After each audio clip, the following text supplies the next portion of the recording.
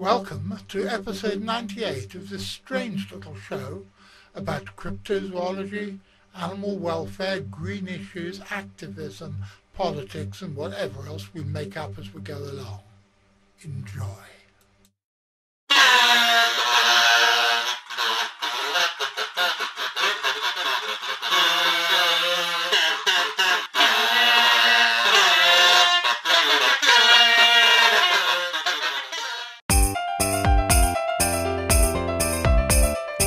Rudolph the red-nosed Saola had a bioluminescent proboscis, and he left the Quang forest on a self-proclaimed anabasis.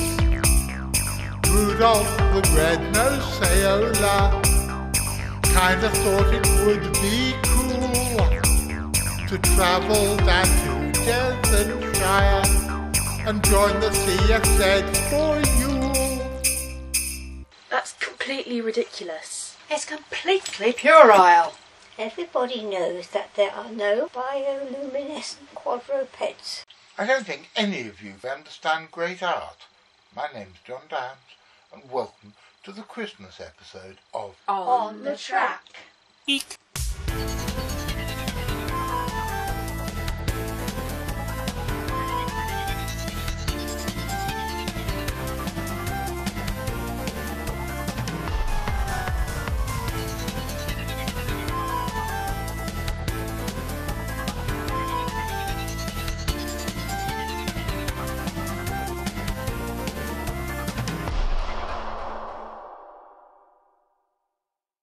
This episode of On the Track is dedicated with love to the memory of my old friend Jose Escamilla, who died just as we were doing the final bit of editing for the show. Jose is best known to most people in the Fortean community for having been the person who first brought the phenomena of rods to the public forum. Although the vast majority of rods turned out to be artefacts caused on digital cameras when you photograph fast-moving nocturnal insects. However, similarly to the other 21st century post-digital phenomenon of orbs, despite the fact that most of them are easily explicable, I still believe that there is a small but nagging body of incidents which most definitely aren't. But whether I'm right or wrong, Jose Escamilla was one of the most colourful and interesting characters that I've met in a long life full of colourful and interesting characters, and my life, for one, will be always poorer without having him in it. Rest in peace, Jose, brother. Well, once again, here we are in front of the computer for this issue's look at an aquatic monster video, except it's not a new aquatic monster video, it's the same one that we looked at last time. Do you remember, Charlotte, in the last issue, there was those weird creatures that had been filmed wandering around in the water somewhere? Yeah. And you thought they looked like characters from the Labyrinth. Yeah. And Carl... like fairy goblins. And Carl thought they looked like Mr. and Mrs. Beaver from the old BBC version of The Lion, the Witch and the Wardrobe, which I just used as an excuse to make a pop will eat itself joke.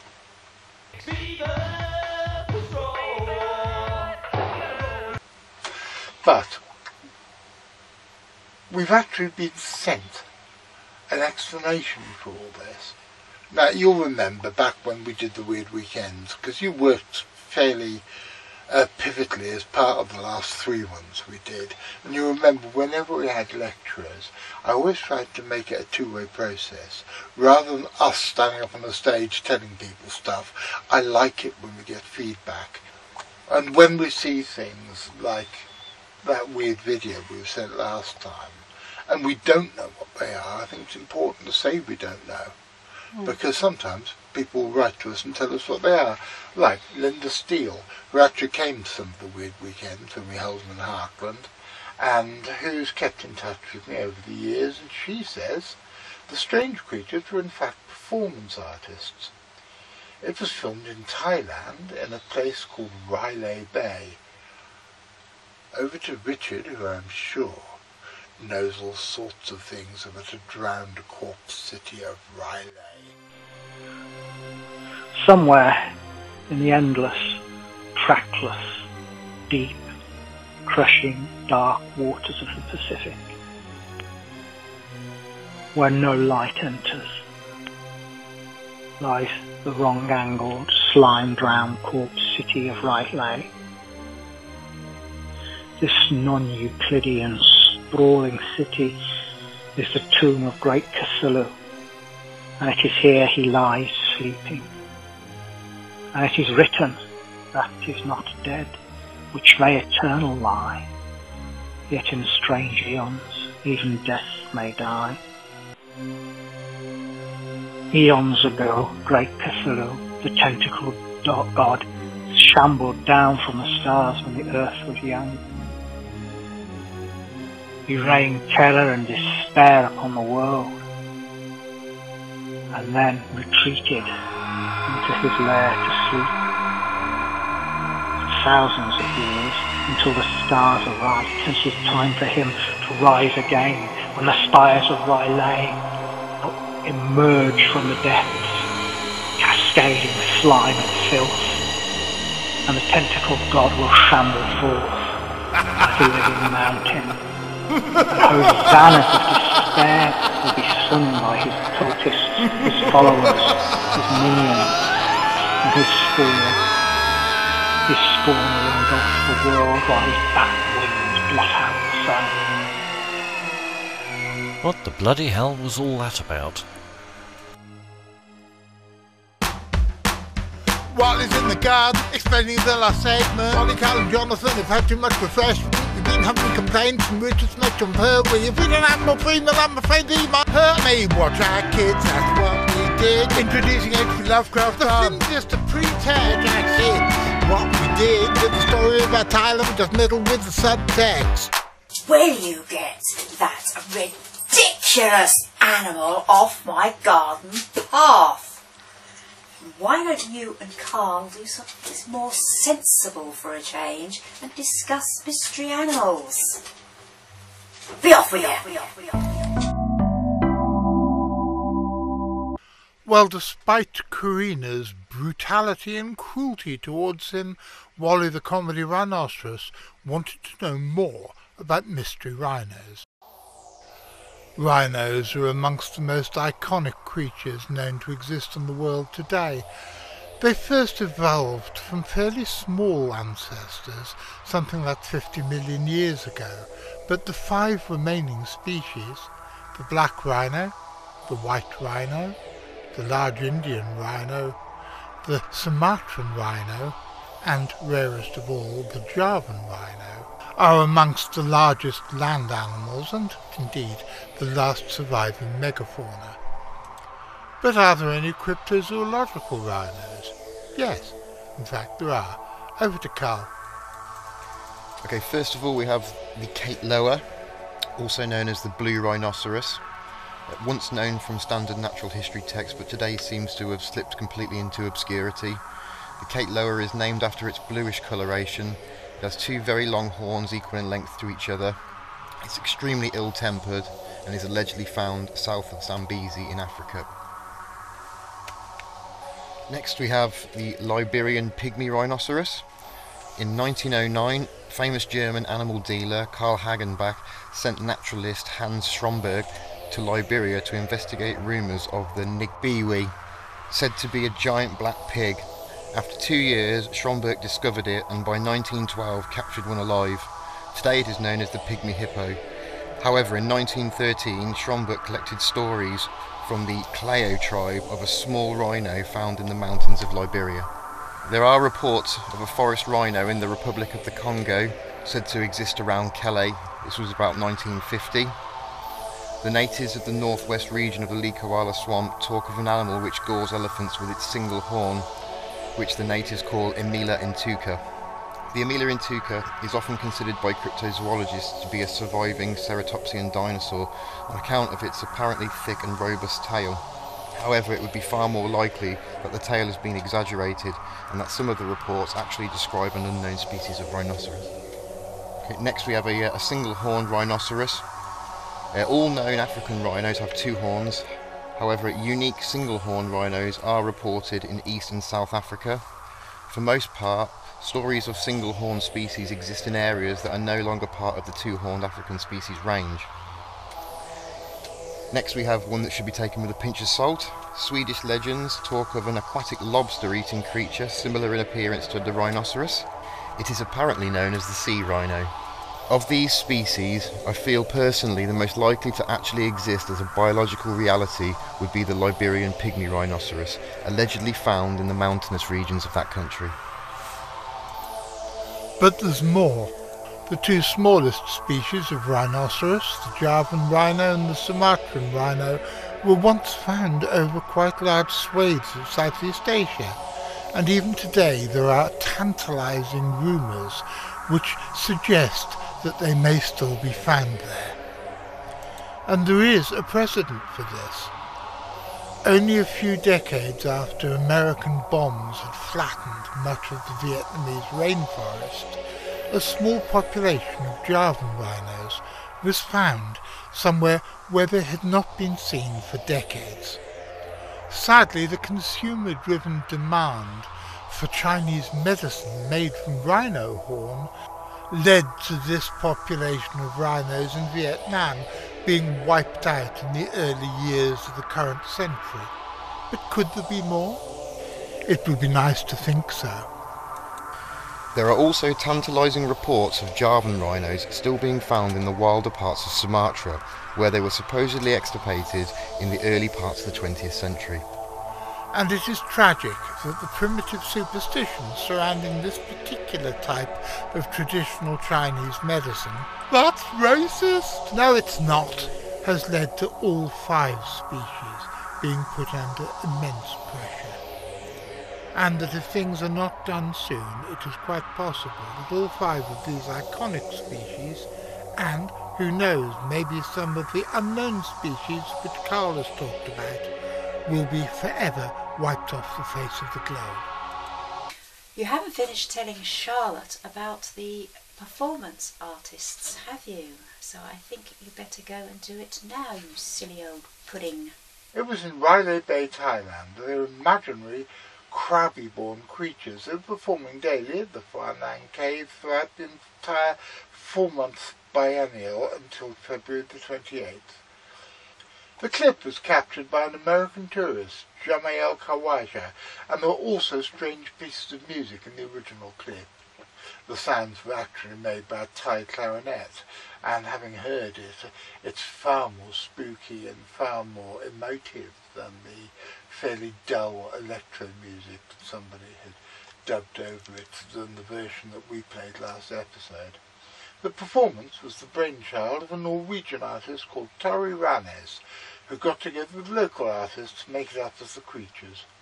And I think we've solved that, or rather Linda has. Thank you, Linda. This new segment was Charlotte's idea, as was the title.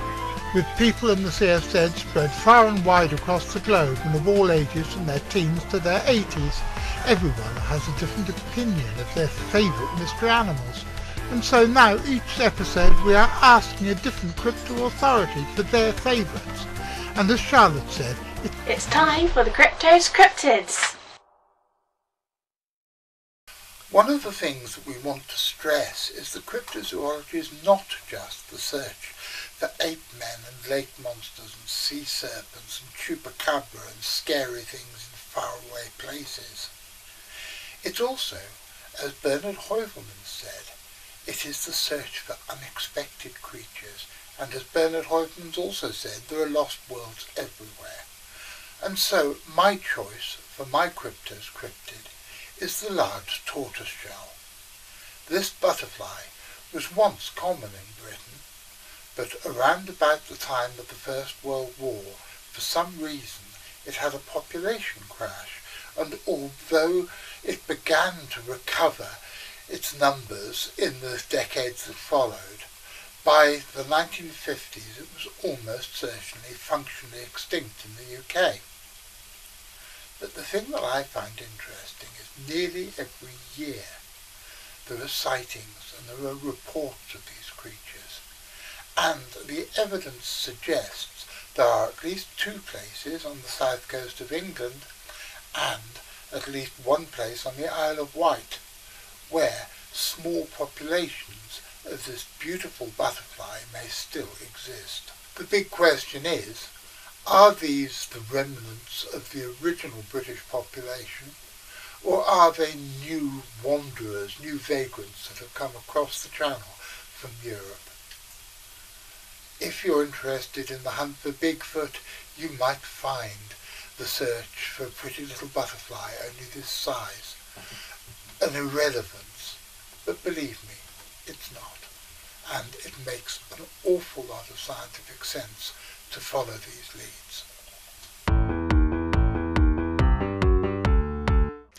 Well, from my favourite cryptid to my greatest hero, this is Gerald Durrell, probably the father of modern conservation, and certainly the man who influenced my worldview more than anybody else. The year I was born, he started a zoo on the small Channel island of Jersey. It was to be a zoo unlike any other that existed at the time, a zoo whose main purpose was animal conservation and study, rather than entertainment for gawping human beings. Now Charlotte's family come from Jersey, and a few weeks ago they were visiting relatives in the island, when Charlotte managed to sort out one little mystery that has been intriguing and slightly plaguing me for many years. In one of his later books, I believe that it was the Ark's Anniversary, published in 1990, but frustratingly I can't be certain, because at the moment all my Gerald Durrell books are safely packed away, while my spare bedroom, which is usually my library, is being used for more conventional purposes. But it doesn't really matter. But in this book, Gerald Durrell wrote about walking through St. Helier, the capital of Jersey, one day, and going into the big market where there was an ornate fountain, which, amongst other things, contained bright scarlet goldfish. Well, this description has always intrigued me, because I've never actually been able to find any descriptions of bright scarlet goldfish anywhere else. So, the last time that the Phillipson family went to Jersey, I asked them if they could check this out. But, sadly, as it had been on the time when Corinna and I went to Jersey 12 years ago, the market was closed, and I forgot all about it. But Charlotte didn't, and this trip, when she went back, she managed to take film of the goldfish in this fountain. And it was certainly the right fountain, but sadly, as you can see, the goldfish aren't scarlet.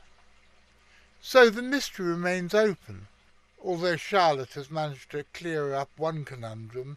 If there ever were scarlet goldfish in that fountain, they aren't there now. But does anyone else know of scarlet goldfish, either on the Channel Islands or anywhere else in the world?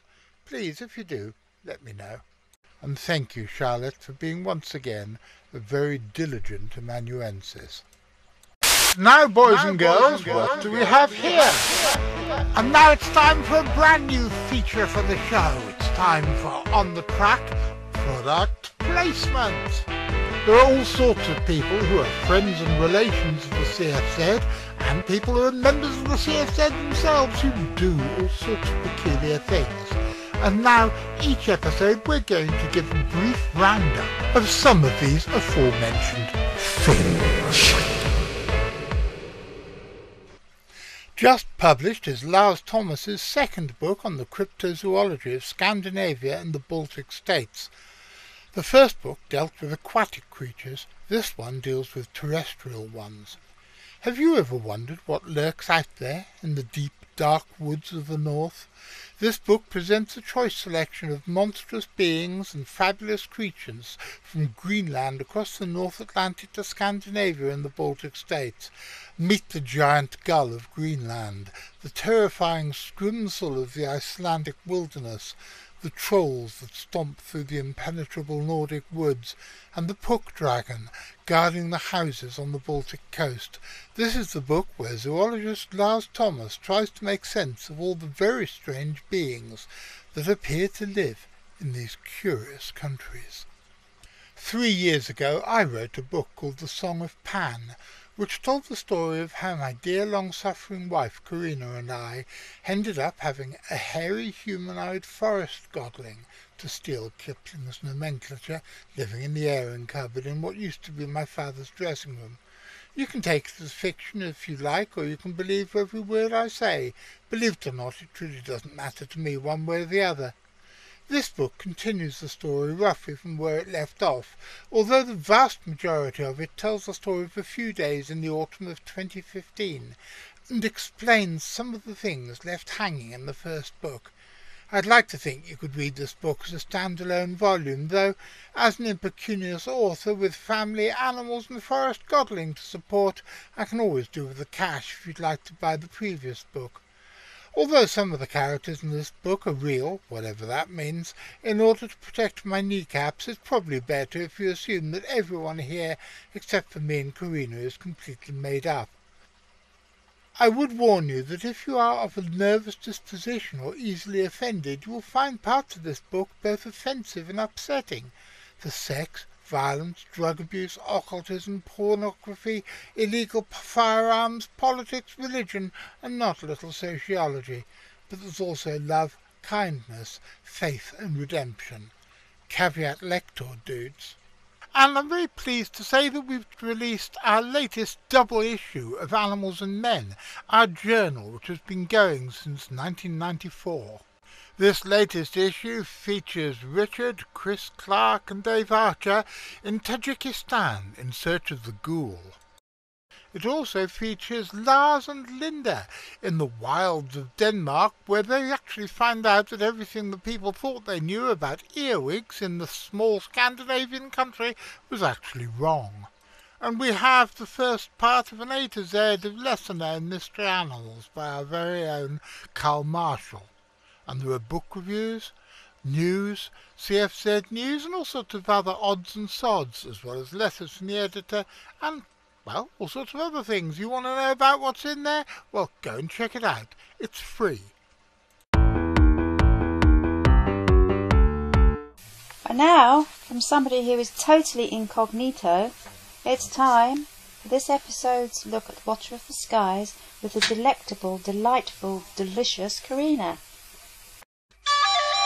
I've always felt a curious affinity with this species of bird, probably because for 30 years I was a secretary, and this is a secretary bird, a highly specialised ground-dwelling bird of prey from an older family than the other Old World raptors. It is native to sub-Saharan Africa and is sadly non-migratory, so will never be a natural visitor to these shores. But I think you'd be surprised quite how many completely unexpected avian visitors Britain does have, and that's what this segment on the track is all about.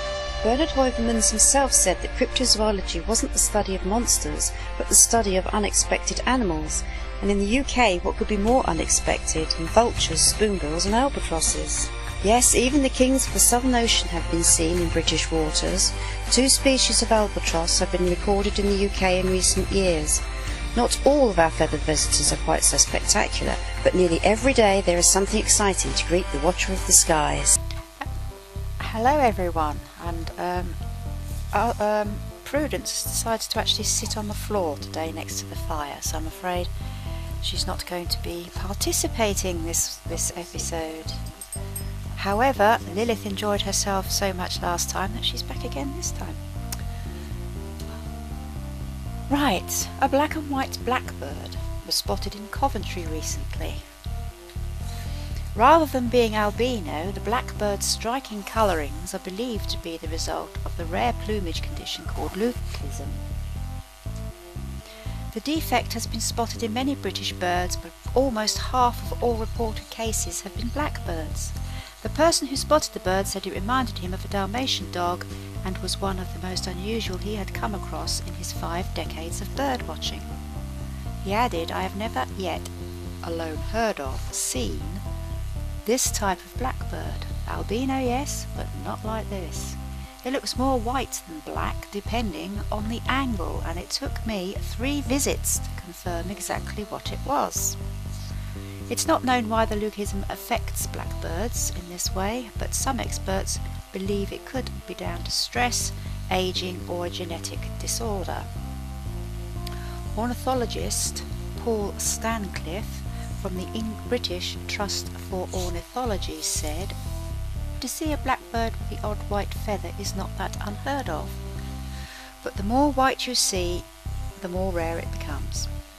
There are only 2 or 3 reports a year of white blackbirds such as this, so it is rather uncommon.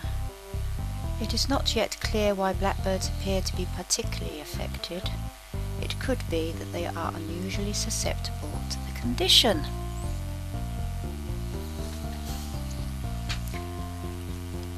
The first Buick swans have returned to the WWT's reserve at Slimbridge, Gloucestershire, with 51 birds having turned up recently.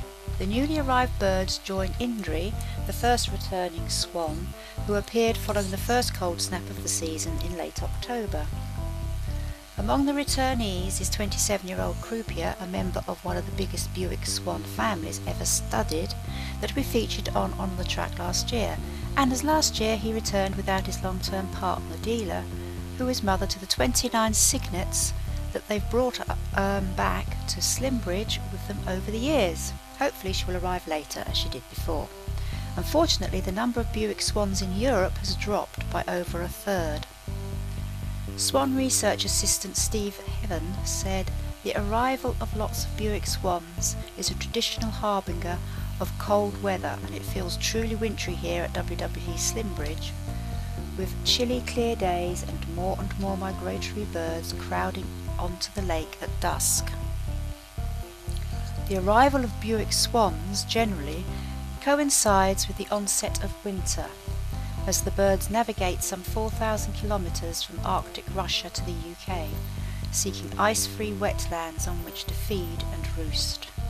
After mild weather allowed many of the birds to remain in Eastern Europe earlier this month, plenty have crossed during the last few nights. In autumn 2017, a Buick, known as Trotsky, made headlines as one of the latest first arrivals ever recorded in Britain, returning on the late date of 10th of November. At the beginning of December, a tiny Atlantic bird, a little auk, was found stranded many miles away from home in a Stapleton garden near Shrewsbury. I remember having this conversation before. Shrewsbury. The bird was taken to the Cuan, I don't know how to pronounce that, C-U-A-N, Wildlife Centre near Much Wenlock, before being freed on the east coast. It is the first time one of its species native to the Arctic and the North Atlantic Ocean has been found in the country for over 20 years. Prudence, did you just pass wind? I think that's grooming. Oh, it sounded like one of her farts. Centre manager Fran Hill said it was a first in her time at the centre. He couldn't have been blown any further inland, really. I have spoken with a bird recorder who said the last time one of these little auks had been seen in Shropshire was in 1987. The little auk was cared for overnight and hydrated through a feeding tube, and centre staff put out an appeal for a bird chauffeur, and one of Shropshire's bird ringers volunteered to ring the little auk and drive him to Huntston in Norfolk. That does actually sound like the bird ringer was going to ring the bird up and ask him if he wanted to go to Huntston in Norfolk, but obviously it isn't. I'm just being silly. The little auk is half the size of the Atlantic puffin, at 19 to 21 centimetres in length, with a 34 to 38 centimetre wingspan. They mainly eat crustaceans, of which a 150-gram bird needs about 60,000 a day. That's a lot of crustaceans. but they can also eat small invertebrates and fish. Small numbers of little auks visit the waters around the north of the UK every winter.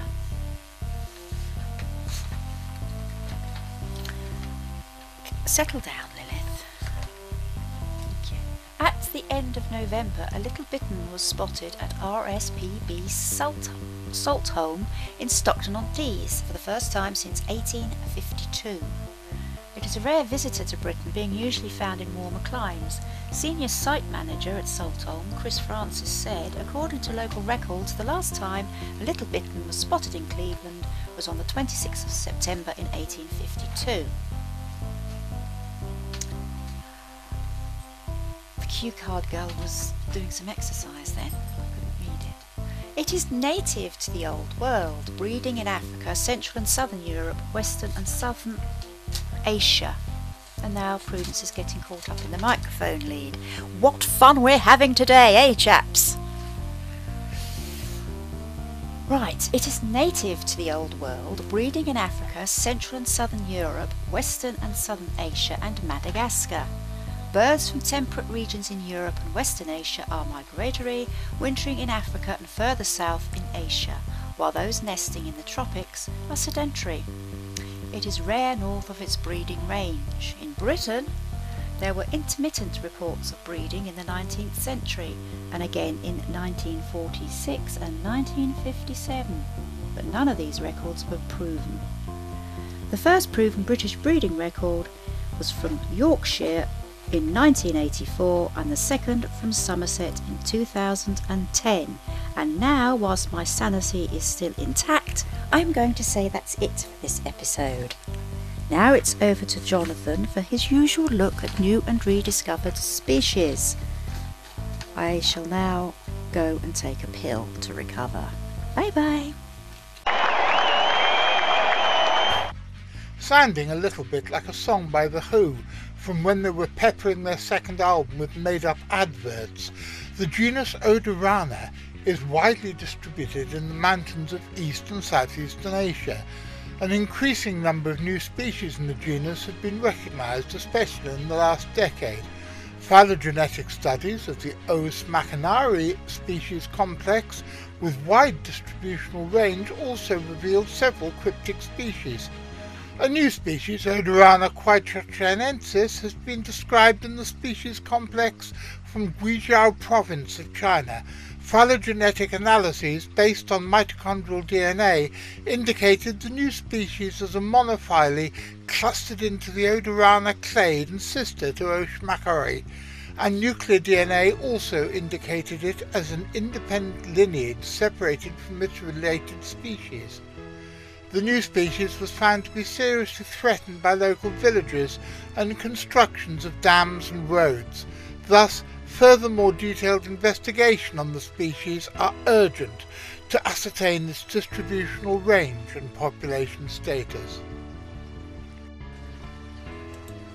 An integrative phylogenetic taxonomic analysis has found 3 additional new species of cast-associated Curtidactylus geckos: C. bayaniensis, C. changhauaquahensis, and C. nanghaucaegenesis, from a narrow zone in the Salween Basin of Cayenne and Mon states in eastern Myanmar, from which 9 new species were recently described. This degree of unprecedented diversity and site-specific endemism will no doubt continue to rise when at least 44 unsurveyed karstic habitat islands in the same area are still unexplored. These data indicate that karst habitats not only serve as foci for speciation, but that their rugged terrain spares them from agricultural development, and as such, they're the only habitats in the Salween Basin wherein much of the pre-agriculture herpetofauna can survive. This continues to underscore the fact that karst habitats in Myanmar harbour a significant portion of that country's herpetofauna, some of which still remains undescribed. I've always felt sorry for annual killifish. They're such beautiful little creatures, and yet their whole lifespan only lasts a year. 12 months from egg to death. and now there's a new one. Australabius queguae, a new species of the annual killifish genus Australabius from the lower Uruguay river basin has been described. The fusion of the urogenital papilla to the first anal fin ray in males and the pigmentation pattern indicates a close relationship with the clade formed by A. belotti, A. melanurus and A. uventripinis. The new species can be differentiated from these by a combination of characters including well-defined light band contrasting with the side of the body, the distal portion of the anal fin, dark grey, pelvic fins, dark bluish-green, pectoral fins with iridescent blue submarginal band and a general coloration of body being bluish-green. The new species can only be found in wetlands of the Queguay River, an area included in the Uruguayan Protected Areas system, and represents so far the only annual fish species endemic to the lower Uruguay River basin. An armoured catfish, Paratoclinus liaca, is described as a new species from tributaries of the Rio Tinque, tributary to the Rio Yorpas, upper Rio Negro drainage, Amazon basin in Brazil. The new species is distinguished from its congeners in northeastern and southeastern Brazil by having the cheek canal plate elongated posteriorly on the ventral surface of the head and in contact with the clephium. Paratoclinus liaca is distinguished from the other Paratoclinus species of the Amazon, Orinoco and Guiana's watersheds by having a conspicuously dark spot, smaller than the pupil diameter, distributed dorsally and laterally on the head. In January 2015, during herpetological surveys in the Palni Hills of the southern Western Ghats, India, specimens of Rurk's catskink were sighted in some localities in and around the Kodiak Canal Wildlife Sanctuary. From 60 man-hours of survey, a total of 3 sightings of the species were obtained. A juvenile was sighted within dense grass clumps on an open hill slope. One adult female was sighted under a fallen log, and an adult male was sighted under a rock at Berejam. 2 near-term eggs were visible when seen through the vent of the female. This report forms the rediscovery of the species after nearly 90 years and after a lapse of 175 years since its original description. A review of its past distribution records has been compiled, and further studies are recommended to revise the geographic range and conservation status of this data-deficient species. A new species of blunt-nosed viper of the genus Macroviper is described from the central and southern parts of Iran on the basis of morphological and molecular examination. The mitochondrial CYTB gene was used to investigate phylogenetic relationships amongst the Iranian species of the genus Macrovipera. A dataset with a final sequence in length of 1043 nucleotides and 41 specimens from 18 geographically distant localities across Iran was generated. The findings demonstrated that 2 major clades with strong support can be identified within the genus Macrovipera in Iran. One clade consists of individuals belonging to a new species which is distributed in the central and southern parts of Iran. The second clade includes 2 discernible subclades. The first subclade is distributed in western and northwestern Iran, Microvipera labitina obtusa, and the second subclade consists of northeastern populations representing Microvipera labitina cernovi. The new species, Microvipera ratzi, differs from its congeners by having higher numbers of ventral scales, elongated anterior chin shields, and lower numbers of canthal plus intersuperocular scales. This is a truly cryptozoological creature, for strange sightings have appeared for decades in the murky waters of Florida and Alabama, slippery, beaked and dappled, with 2 front legs and ornate plumes of gills. Like the myths of old, they enchanted those who sought them. Locals referred to them as leopard eels, but they've never been discovered until now. The salamander family Sirenidae is represented by 4 extant species that are restricted to North America. Sirens are abundant throughout the southern United States and are amongst the world's largest amphibians, yet the biology, ecology and phylogeography of the group is poorly known. A new study used morphological and genetic evidence to describe a previously unrecognized species from southern Alabama and the Florida Panhandle. This species has been named the reticulated siren, that's Siren reticulata. Future studies will enable more precise phylogenetic information about Siren reticulata and will almost surely reveal additional undescribed species within the family. A third species of Brasilotyphus, a siphonopid caecilian, is described based on 6 specimens from 2 twin mountains in Roraima State, northern Brazil. Brasilotyphus dubium differs from all other congeners in having a combination of 123 to 129 primary annular and 9 to 16 secondary annular grooves. The first molecular data were generated and analysed for Brasilotyphus, and the genus was recovered as monophyletic and nested within a paraphyletic Microcaecilia. The extent of genetic and taxonomic sampling and moderate phylogenetic support are not considered sufficient enough to place Brasilotyphus in the synonymy of Microcaecilia. A new deep-water cat shark, Bilophera stewarti, has been described based on 121 examined specimens caught on the Eros seamant in the northwest Indian Ocean. The new species differs from all congeners in the restricted distribution, a higher spiral valve turn count, and in the morphology of the dermal denticles. It is distinguished from its morphologically and geographically closest congener, B. hispidus, by the larger size, 44 versus 39 centimeters, maturity size of males, 35 to 39 versus 21 to 28 centimeters, darker fresh coloration and dark greyish-brown mottling of the ventral head. Furthermore, it has a strongly different morphology of dermal denticles, in particular smaller and less elongate brachial trunk and lateral cortical denticles that are set much less densely and have a surface that is very strongly and fully structured by reticulations. In addition, the new species differs from B. hispidus in having more slender claspers that are generally narrowing to the bluntly pointed tip without knob-like apex. The taxonomy of the TT monkeys, Calysobinae, has recently received considerable attention.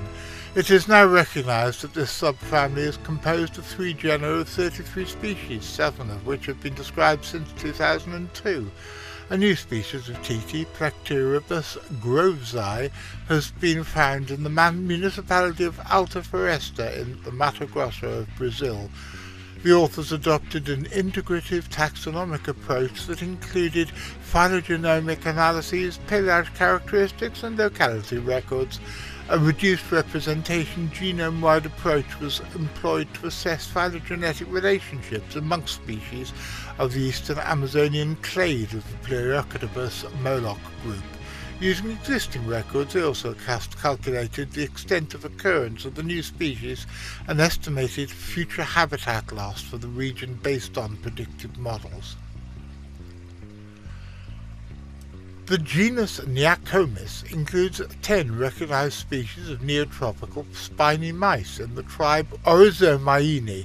5 species have previously been reported from Peru, but the small-bodied Peruvian taxa remain unrevised. In this report, the authors present the first systematic and taxonomic revision of small-bodied Neocomis populations in Peru and describe 2 new species based on molecular, morphological and karyotype data. N. rosalindae from northeastern Peru is distinguished from congeneric species by, amongst other differences, short, incisive foramina with a wide maxillary portion of the septum, a small subsquamosal fenestra, and a karyotype of 2n equals 48, fn equals 50.